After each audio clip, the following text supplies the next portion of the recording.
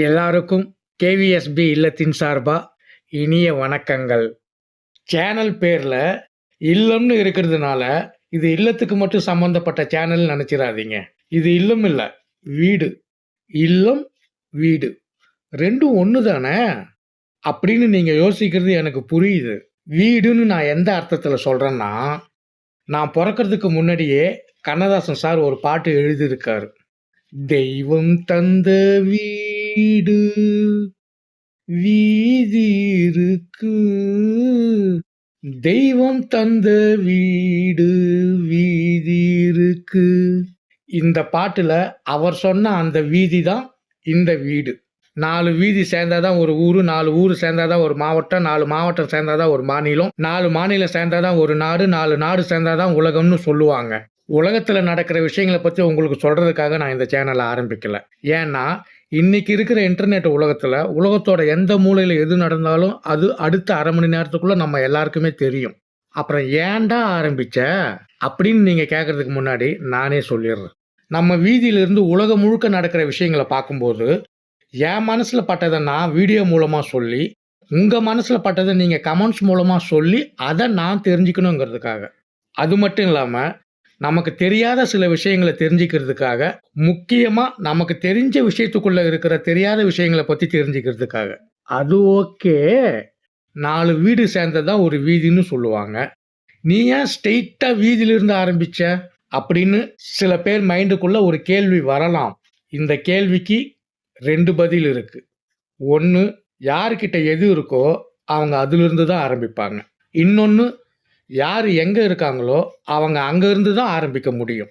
இதை நான் வருத்தத்தோடு சொல்லலை, சந்தோஷத்தோடு சொல்கிறேன். ஏன்னா ஐயோ நம்மக்கிட்ட இதெல்லாம் இல்லையே அப்படின்னு இல்லாத விஷயங்களை பற்றி யோசித்து கவலைப்படுறதை விட, இருக்கிற விஷயத்தை வச்சு வாழ்க்கையில் அடுத்த கட்டத்துக்கு எப்படி போகலான்னு யோசிக்கிறது தான் புத்திசாலித்தனம் அப்படின்னு பெரியவங்க சொல்லியிருக்காங்க. இப்போ உங்களுக்கு புரிஞ்சிருக்கும்னு நினைக்கிறேன். எனக்கு வாழ்த்துக்கள் சொன்ன இவங்க எல்லாருக்கும், சொல்ல போகிற எல்லா சப்ஸ்கிரைபர்களுக்கும் என்னோட மனமார்ந்த நன்றிகள். வாங்க வீடியோக்குள்ளே போகலாம். இந்த ஃபுட் ஐட்டம் பேர் ரிசோட்டோ, இந்த ஃபுட் ஐட்டம் பேர் சினோச்சி, இந்த ஃபுட் ஐட்டம் பேர் மவுசாக்கா, இந்த ஃபுட் ஐட்டம் பேர் கைரோஸ், இந்த ஃபுட் ஐட்டம் பேர் சவுலாக்கி, இந்த ஃபுட் ஐட்டம் பேர் டோல்மா தேஸ், இந்த ஃபுட் ஐட்டம் பேர் நாச்சோஸ், இந்த ஃபுட் ஐட்டம் பேர் கொயசடிலாஸ், இந்த ஃபுட் ஐட்டம் பேர் என்சிலாடஸ். வாயில் வராத பேர் இருக்கிற இந்த ஃபுட் ஐட்டம்ஸ் தான் இப்போ அதிகப்படியான மக்களோட வாய்க்குள்ளே போய்கிட்டு இருக்கு. நிறுத்துடா! பொண்ணை போல ஆத்தான்னு தம்ப்நெயில்ல பார்த்துட்டு இவன் அம்மாவை பற்றி ஏதாவது சொல்லியிருப்பானோ அப்படின்னு நினச்சி வீடியோவை ப்ளே பண்ணா, நீ என்னடானா வாய்க்குள்ள வராதது வாய்க்குள்ள போகிறதுன்னு வாய்க்கு வந்த மாதிரி பேசிகிட்டு இருக்க. நீ இப்படியே பேசிட்டு இருந்தா அப்புறம் எங்கள் வாயில் நல்லா வந்துடும் அப்படின்னு நீங்கள் கோவப்படுறது எனக்கு புரியுது. ஒரு நிமிஷம் பொறுமையாக இருங்க ப்ளீஸ், நான் பாயிண்ட்டுக்கு வரேன். டேஸ்ட் அட்லாஸ்னு ஒரு கம்பெனி ஒவ்வொரு வருஷமும் உலகத்தின் சிறந்த உணவுகள் அப்படின்னு ஒரு பட்டியலை வெளியிடுவாங்க. 2025 சிறந்த உணவுகள் அப்படின்னு அவங்க வெளியிட்ட பட்டியல் தான் இப்போ நான் சொன்ன இந்த மெக்சிகன் இட்டாலியன் ஃபுட் ஐட்டம்ஸ். இந்த பட்டியலில் இந்தியா 13வது இடத்துல இருக்கு. அவங்க இந்தியாவுக்கு எத்தனாவது இடம் கொடுத்துருக்காங்கன்றது முக்கியமே இல்லை. இதே மாதிரி நம்ம எல்லாரோட மனசுலையும் ஒரு பட்டியல் இருக்கும். அந்த பட்டியலில் முதல் இடத்துல எந்த உணவு இருக்குன்றது தான் ரொம்ப முக்கியம். அதுதான் அம்மா கை சோறு. அம்மா கை சோறுனா ஒவ்வொரு ஞாயிற்றுக்கிழமையும் சிக்கன், மட்டன், மீன், எறா இப்படி வெரைட்டியாக அவங்க சமைச்சு நாம் சாப்பிட்றது இல்லை. அவங்க கையால் செஞ்ச அந்த தக்காளி தொக்கு போதும். தேவர்கள் எல்லாம் சேர்ந்து பார்க்கடலை கடைஞ்சி எடுத்த அமிர்தத்தை விட அம்மா பிசைஞ்சு கொடுத்த சாதத்துக்கு சுவை அதிகம். இது அனுபவிச்சவங்களுக்கு தெரியும். வாழ்க்கை ஃபுல்லாக இதை அனுபவிக்கணும்னா அவங்க அதிர்ஷ்டசாலியாக இருக்கணும். இந்த விஷயத்தில் நான் துரதிர்ஷ்டசாலி. நான் துரதிர்ஷ்டசாலி ஆனதுக்கு காரணம் நான் மட்டும்தான்.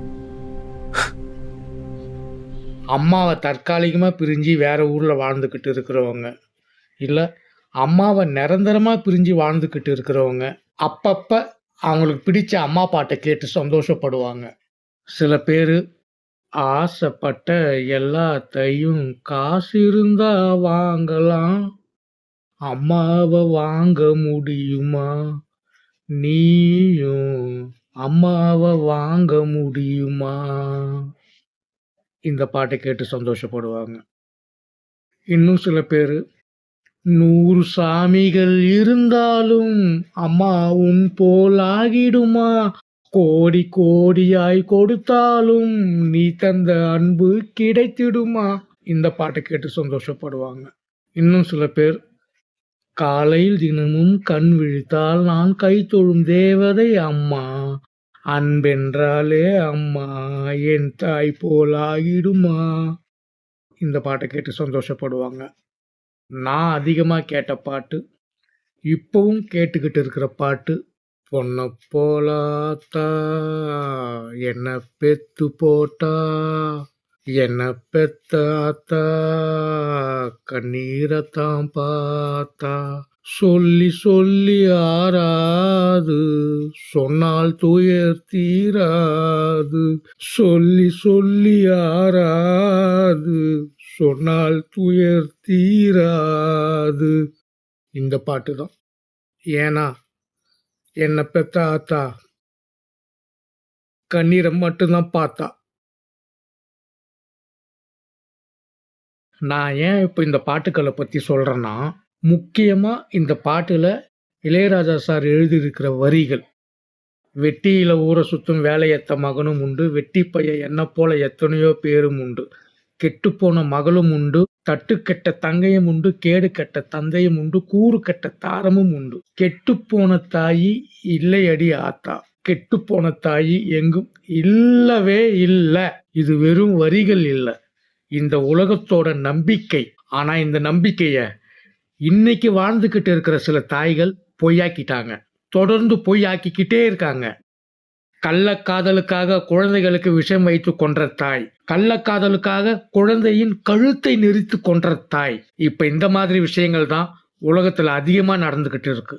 என் மனசை ரொம்ப பாதிச்ச ஒரு விஷயம் என்னன்னா, 50 வயசான ஒரு தாய் கள்ளக்காதலனோட சேர்ந்து 20 வயசான பொண்ணு, உடம்பு சரியில்லாத தன்னோட பொண்ணுக்கு தூக்க மாத்திரை கொடுத்து அந்த பொண்ணை தூங்க வச்சு கள்ளக்காதலனை அனுப்பி அந்த பொண்ணோட வாழ்க்கையை நாசமாக்கி இருக்கா.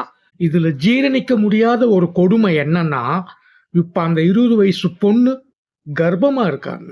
இந்த மாதிரி கேடு கெட்ட தாயங்களை கெட்ட வார்த்தையில திட்டணும் போல இருக்குது. தாயின்ற அந்த ஒரு வார்த்தை தடுக்குது.